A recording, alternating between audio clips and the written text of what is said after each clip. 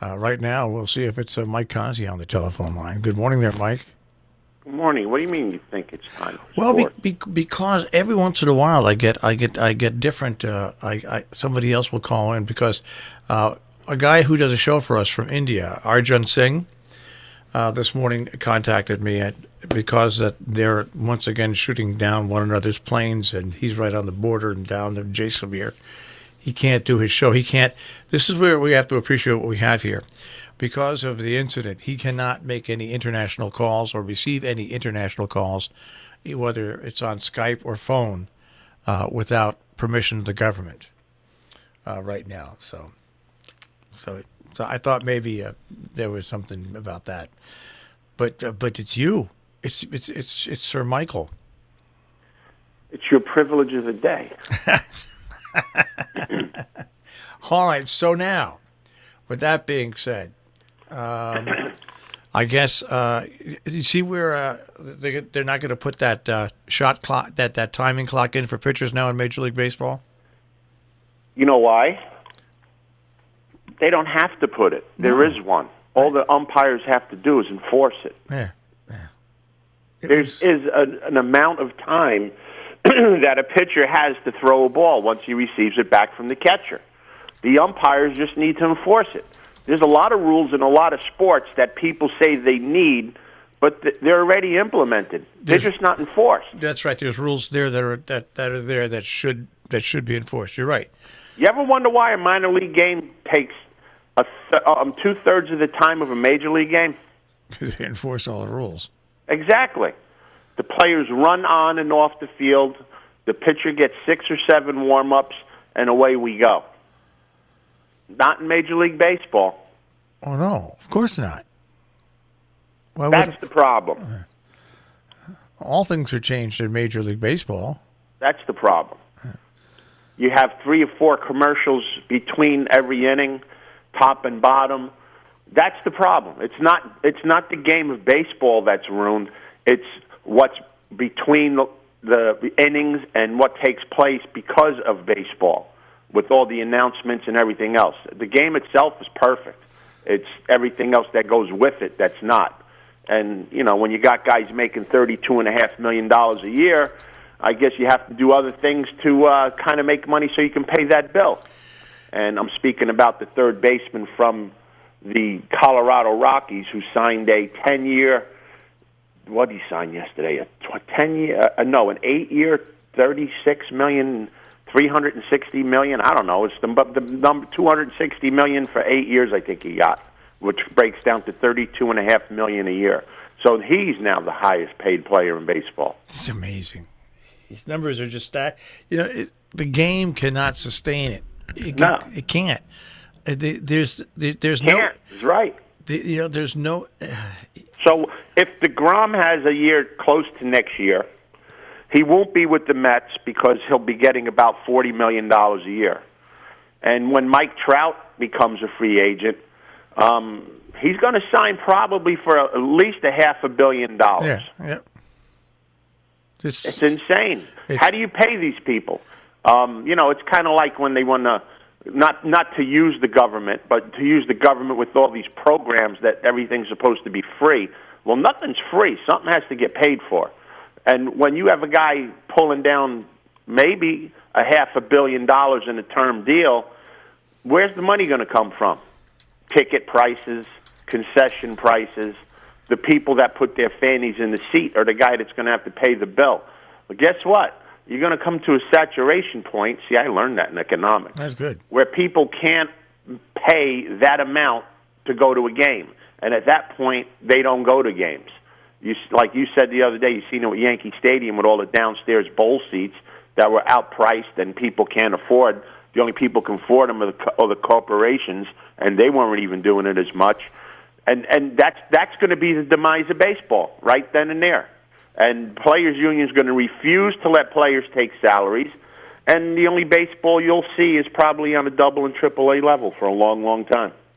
It's interesting that there was an article written yesterday, and I forget where it was, but about how all new stadiums outside of the Dallas Cowboys, and the Giants. And there's one other team that built in the past 10 years built 80,000 seat stadiums. Stadiums are going to start to be built smaller. And what's that mean? That means ticket prices are going up. Ticket prices will go up, and your cable prices will go up because more people are getting 60-inch and 70-inch HD TVs, and they've decided, you know what? If they're going to watch their favorite sport, they're going to watch it in the comfort of their home with these new. Yeah, they're going to get the money from you one way or another. Yeah. It's there's you're not coming to the games no more? Okay, so we're going to increase what you have to pay to get whatever channel it is to watch the game. Yeah, there's no way around it. Yeah, there's no way around it. It's amazing. It's amazing. Mm-hmm. All right, there's only so much money in the pocket that you need for necessity. Unless you're a fat cat, you're not going to get these things. You're not going to watch sports. And the way that the athletes are becoming, it's becoming to be, who cares? I don't want to watch it. It's the same thing with business. We are the last local station left here, okay? At one other point, there was two other stations, okay? There's only a certain amount of money that was in the pot here, especially in a small, not in a big city area. There's a certain amount of advertising and underwriting dollars in the pot. When 3 stations are there, they all draw from that same pot. When 2 are there, they all draw from. And now we're here alone, and so it's a little easier for us. But there's in each economic environment that you decide to operate in, there's only a certain amount of money in that pot, and you've got to figure out a way to maximize it and keep it maximized. Yep. I mean, I used to go watch the Devils all the time. I used to get in the car, drive up to the Meadowlands, park the car, go to the game. I knew people, and you get to know people when you go to the games forever, that I was able to park for free, which was a big perk. But now they want you to take the train to Newark, and the train's $32 each way. Yeah. Guess what? Not going. I don't go anymore because I don't want to pay $32 plus the ticket price to go watch a game. Yeah. I don't go. So long. All right, where else are we? And I don't miss it. Where else are we in sports? Anything else going College on? basketball last night. Couple of big teams played last night. LSU took care of business against A&M, beating them 66-55. North Carolina, a big discrepancy here. North Carolina beat Syracuse by 8, but they went to the foul line 37 times last night. 37?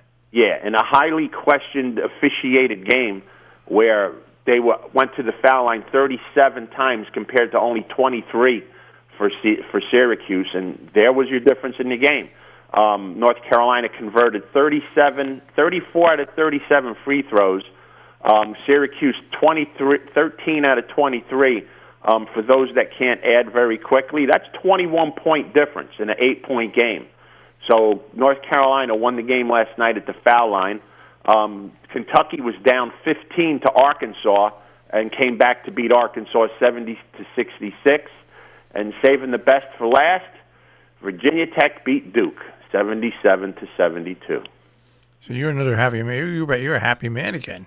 Oh yeah, it's great. It's wonderful. Mm-hmm. I mean, you hear those people say, "Oh, it's only because this one guy is out." Well, I guess one guy is the whole team.